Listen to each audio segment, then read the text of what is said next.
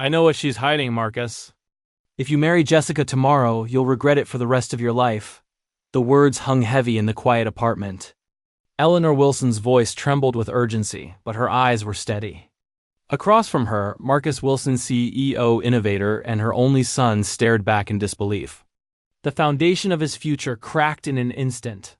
The woman he loved, the life he imagined, all of it teetered on the edge. To understand how mother and son reached this devastating moment, we must step back 3 weeks earlier, when Jessica Parker's mask first began to slip. At 35, Marcus Wilson was a portrait of success.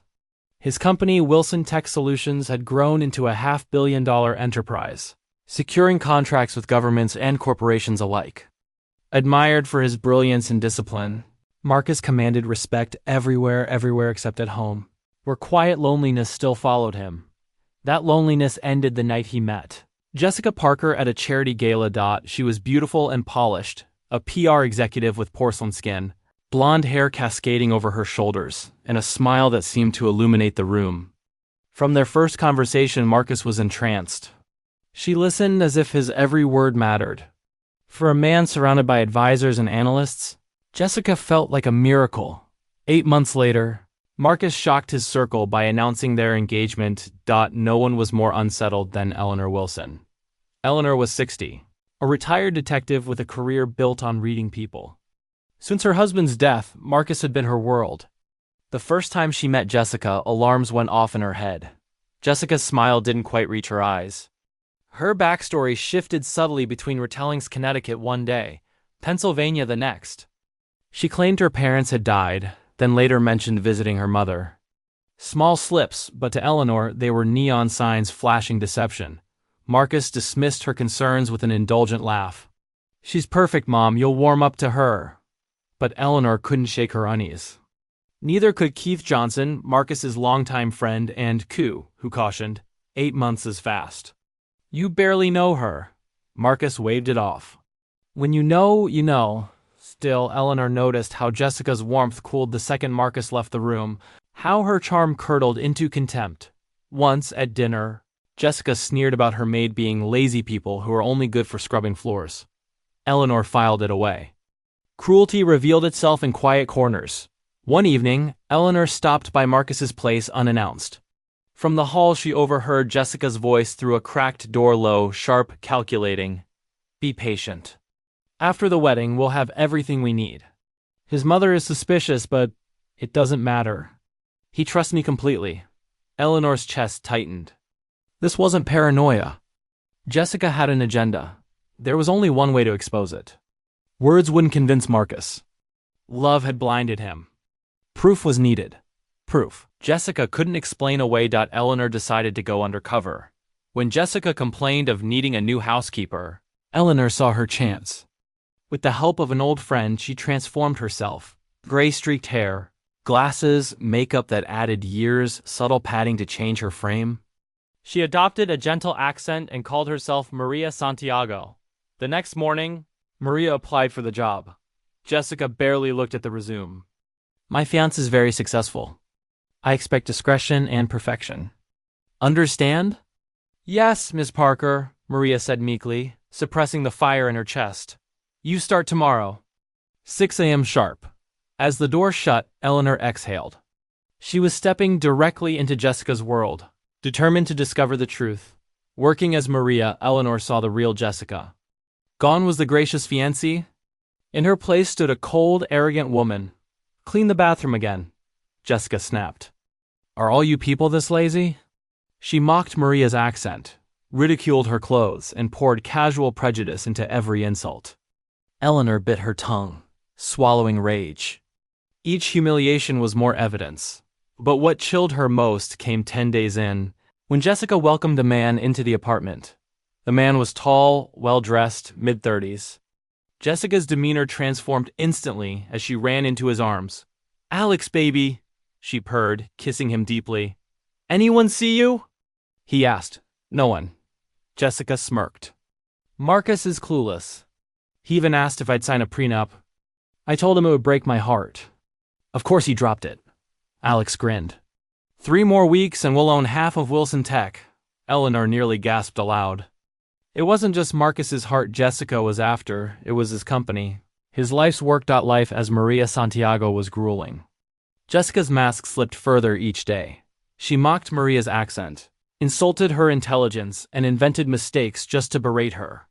Once, while preparing for a party, Jessica spilled wine on a white rug and shrieked, "Look what you made me do." Before throwing the rest of the glass into Eleanor's face, red liquid dripped down her cheeks, stinging her eyes. For a moment, Eleanor's instincts screamed to tear off the disguise, reveal herself, and end the charade. But she swallowed the urge. Evidence mattered more than pride. Quietly, she retrieved a cloth and said, "I'll get the stain remover, Miss Parker." Behind the locked bathroom door, she promised herself. Jessica Parker would never become her daughter-in-law. Her chance came when Jessica left for a hair appointment. "Don't touch anything on the desk," she warned. "Just dust the shelves. I'll know if you move something." The prohibition was all the invitation. Eleanor needed Dot. As soon as Jessica's car pulled away, Eleanor searched the office. Behind a potted plant, she found a hidden compartment containing a slim silver laptop. Slipping on gloves, she opened it, password locked. But Eleanor had watched Jessica's fingers unlock her phone countless times. On her fourth try, Alexu 90 the laptop opened. What she found turned her blood. Cold. The laptop contained dossiers on at least 6 men, tech founders, CEOs, innovators. Each file held photos, financial records, and chilling notes. Extraction complete. Assets transferred. Patents sold. Another. Engagement terminated. Limited extraction. $850,000. This was no one-time scheme. Jessica and Alex had been running long-term cons on powerful men, draining fortunes, selling technology, and vanishing before suspicion caught them. Then Eleanor found the folder labeled Wilson. Inside. Marcus's routines, psychological vulnerabilities, and detailed strategies to secure his wealth. Even worse, a subfolder marked contingencies. It outlined how to handle the mother problem, plans to alienate Marcus from Eleanor, distract her with fake health emergencies, even remove her entirely if necessary. Her hands shook as she photographed every screen with her disguised brooch camera. The thought of her son's name among other ruined men filled her with both dread and fury. Moments later, voices echoed from the hallway. Jessica was back, and Alex was with her. Eleanor slipped into the bathroom, leaving the door slightly ajar. The hair appointment was a waste, Jessica muttered. "Let's go over final preparations. Are you sure it's safe to talk here?" Alex asked. Jessica scoffed. "The maid? She's nothing. Barely speaks English. I've made her life miserable. She quit soon enough." Eleanor pressed against the door, fists clenched. "I've set up offshore accounts," Alex continued. "Once you're married, we'll start transfers, small amounts first, then larger sums." "And the software?" Jessica asked. "The buyers in Shanghai will pay $20 million for the source code. Double that if we secure the exploit." Eleanor's chest tightened. This wasn't just fraud, it was espionage. Marcus's software protected government systems. If stolen, national security could be at risk. From that day, Jessica grew warier. She scrutinized Maria's work, tested her reactions, and delivered increasingly cruel tasks. "You notice too much for a maid," she sneered once. "Most of you don't think this fast." Eleanor kept her disguise intact, enduring humiliation after humiliation, even as Jessica's suspicion sharpened. Every day brought more danger, but also more evidence. The wedding was days away. Eleanor knew time was running out. 3 days before the wedding, Marcus called his mother. "I'm flying to San Francisco tomorrow. Security issue at our West Coast office. I'll be gone 2 days." Eleanor's pulse quickened. The timing was too neat. A fabricated vulnerability would remove Marcus from the city while Jessica finalized her plan. Jessica had mentioned a charity committee meeting that same night. Eleanor knew what that meant, gathering with accomplices behind a veneer of philanthropy. It was her chance. If she could capture Jessica in her own words, Marcus would finally see the truth. At 8:45 p.m., Maria Santiago approached Jessica's penthouse. From inside came the sounds of music, laughter, clinking glasses. Eleanor slipped her recorder into her pocket. Heart pounding. Jessica opened the door in a sleek black dress, champagne flute in hand. Her smile evaporated at the sight of her maid. What are you doing here? She hissed out. Eleanor bowed her head. Forgive me, Miss Parker. I left my heart medication in the staff bathroom. The manager let me up. Jessica hesitated, eyes narrowing. But with her guests watching, she couldn't cause a scene. Fine, be quick. Inside, 8 people lounged comfortably, unaware that every word about to be spoken would be captured forever. From the bathroom, that every word about to be spoken would be captured forever. From the be captured forever. From the bathroom, door ajar, Eleanor listened. So, where's the lucky groom? A guest teased. San Francisco, Jessica replied smugly. Exactly where we needed him. Our little security breach worked perfectly. Laughter rippled. Alex raised his glass. To Jessica, the best actress in the business. And to our biggest prize yet, Wilson Tech. Glasses clinked. Someone added, he looks at her like a lovesick puppy. Jessica laughed, sharp and cruel. Pretending to enjoy his boring stories about algorithms is the hardest part. But 50 million makes it worth it. And the Russians are offering 20 million for his source code alone. Eleanor gripped the sink, bile rising. What about the mother? A man asked. I hear she's been difficult. Jessica's laugh was cold. Eleanor? Just an obstacle. I've convinced Marcus she's racist, that she can't accept me because I'm white. He defends me even when his instincts tell him otherwise. Psychological manipulation at its finest. Applause and chuckles filled the room. In 3 days, I'll be Mrs. Wilson, Jessica declared. In 3 weeks, I'll be gone with more than enough to disappear forever. Eleanor had what she needed. The venom, the greed, the racism captured in Jessica's own voice. She quietly prepared to leave. As Eleanor stepped into the hall, Jessica was waiting. Her smile was gone, replaced with suspicion. Find what you were looking for, Maria. Yes, Miss Parker. I'll be going now. Jessica blocked her path. Strange. You never mentioned heart medication. And the manager isn't on duty tonight. Her eyes narrowed further. Who are you? Eleanor's accent slipped. Let go of me. Recognition flashed. You're his mother. The room went silent. Alex appeared, his expression hardening. Guests stared. Jessica began to laugh, a brittle, cruel sound. The great Eleanor Wilson, reduced to disguising herself as a maid. Pathetic. Not pathetic, Eleanor replied, straightening. Prepared. And I have everything I need. She tapped her pocket where the recorder hummed. Jessica lunged, slamming Eleanor against the wall. Give it to me, she screamed. Back off, Eleanor commanded, her years of police training resurfacing. You think Marcus will believe you? Jessica spat. He'll hate you for this. Eleanor's hand brushed her phone, still connected to Marcus. His voice was silent on the line, but she knew he was listening. Let him decide, she said firmly. Jessica's fury boiled over. She clawed at Eleanor, shrieking. You can't stand that he chose me. That he prefers a white woman to the trash you wanted for him. Eleanor gasped at the venom, but stood her ground. My son deserves love, not betrayal. Alex tried to intervene, but the damage was done. Jessica's tirade poured into the open line. Every damning word carried across the country. 6 hours away in San Francisco, Marcus sat frozen in his hotel room, phone pressed to his ear. He heard it all. Jessica mocking him. Her plan to sell his company's secrets. Her hatred for his mother. When Eleanor's voice cut through the chaos. Marcus, if you can hear me. Call the police now, his decision crystallized. Cancel everything, he told his assistant. Get me the first flight back to New York. Marcus landed at dawn, his mind a storm of betrayal and anger.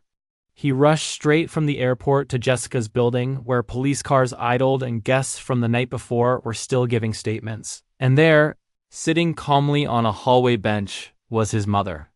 Her wig was askew, makeup smeared, but her posture was unbroken. Mom, Marcus breathed, dropping to his knees. Are you hurt? Bruised, Eleanor admitted with a faint smile. But standing. Moments later, Jessica emerged between 2 officers. At the sight of Marcus, her face shifted instantly into a mask of tenderness. Marcus, thank God, your mother has been stalking me, disguising herself, recording me. She's obsessed. Enough, Marcus cut her off, his voice steel. I heard everything. Every word. The party, the toasts, your plan to sell my company, and the way you spoke about my mother. For the first time, Jessica faltered. The mask cracked. I loved you, she tried desperately. No, Marcus said firmly. You loved what I built. Back at his penthouse, Marcus and Eleanor laid out the evidence: photographs of Jessica's laptop files, transcripts of the recording, network logs Keith had pulled from suspicious activity on Marcus's home IP. The FBI soon became involved. Jessica's schemes weren't just personal betrayal, they threatened national security. The laptop files tied her and Alex to multiple cons across the country. Offshore accounts and foreign buyers confirmed it was part of a larger web. Alex, cornered, quickly cooperated, detailing how Jessica, real name Yelena Serena, had lured wealthy innovators before Marcus. At least 6 victims had been drained of fortunes. One had taken his life. The weight of it all settled over Marcus like ash. But beside him, his mother's calm presence was a constant anchor. Trials are slow and unglamorous. Eleanor testified with steady clarity, recounting how she had gone undercover and endured humiliation to protect her son. She did not dramatize, did not embellish. She simply told the truth. Marcus followed, describing how Jessica had manipulated his trust and what losing his software to hostile buyers could have meant. His voice carried both anger and shame, but also resolve. The recording was played in full. Jurors listened as Jessica mocked Marcus, gloated about the money, and spat venom about Eleanor. Some shifted uncomfortably. Others shook their heads. The verdict was decisive. Guilty on all counts. Jessica was sentenced to 18 years in federal prison. Alex received 12 for his role, mitigated by cooperation. When the gavel fell, Eleanor exhaled deeply. Justice had been served, but her eyes went immediately to Marcus, checking not the case's outcome but his heart. Wilson Tech survived intact. Marcus strengthened company security, not just digitally but personally. No longer would charm bypass caution. He restructured responsibilities, leaning more on Keith and his team instead of carrying every burden alone. Eleanor, meanwhile, quietly launched a small service helping families verify those entering their lives. Don't guess, she told her clients. No, it wasn't glamorous work, but it saved people from heartbreak, and that was enough. 1 year later, on what would have been Marcus and Jessica's anniversary, Marcus visited his mother. They sat on her porch with coffee, watching golden leaves drift in the autumn air. I keep replaying the first time you met her, Marcus admitted. You looked at her like you were studying a suspect. Eleanor chuckled softly. That's exactly what I was doing. He turned serious. I'm sorry I didn't listen. I let my need to believe blind me. Eleanor reached for his hand. Sweetheart, people in love often miss the smoke. That's why it helps to have someone who smells fire. Marcus squeezed her hand. You saved me. You saved yourself, she corrected gently. Then, with a smile, we saved each other. They sat in silence, the bond between them stronger than ever, not just mother and son, but survivors of a storm who had rebuilt on truth.